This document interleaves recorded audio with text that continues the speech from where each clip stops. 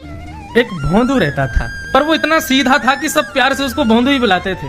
गायों की सेवा करता था और जिस आश्रम में रहता था वहां के गुरुदेव शाम को प्रवचन करते थे तो सबसे पीछे बैठ के सुनता था। भोंदू को लगता था गुरुजी जो बोल रहे हैं ये बिल्कुल सत्य है, इसमें कोई झूठ नहीं है।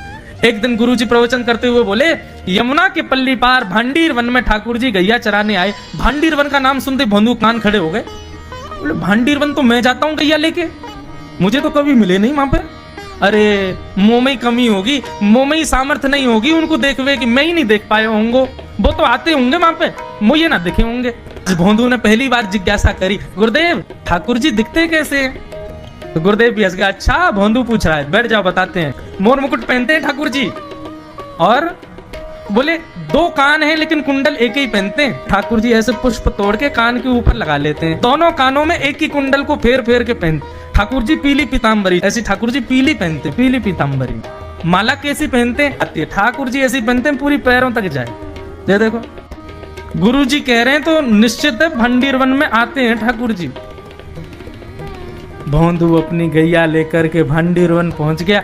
गैया चल रही थी, अब भोंदू ढूंढ रहा है, कभी वृक्ष के नीचे जाके देखे, कभी कहीं देखे, कभी ढूंढे कहीं से चंदन की सुगंधी आ जाए। गुरुजी बता रहे थे उनमें से चंदन की सुगंधी आती है, क्या पता कन्हैया यहीं कहीं हो।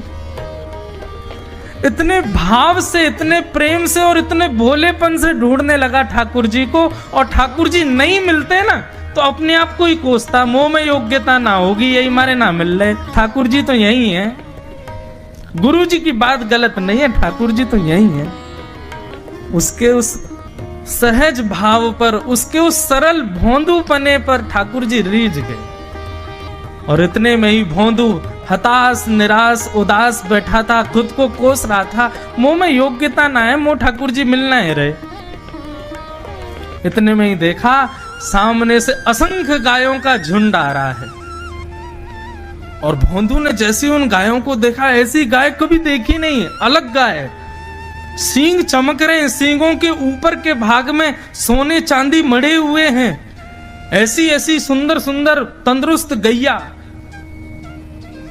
तभी देख रहा है भोंदू, पीताम्बरी पहनी है, गले में वैजंती माला धारण की है, सिर पर पाग पहनी है, एक कान में कुंडल है, मंद मंद मुस्कुरा करके दतुइयां दिखा रहे हैं, कटाक्ष नेत्रों से कभी इधर देख रहे हैं कभी उधर देख रहे हैं, अपनी वेणु को कमर में कस करके गैयाओं के गले में गलवैयां डाल करके श्याम सुंदर भोंदू की तरफ चलते भय आ रहे हैं।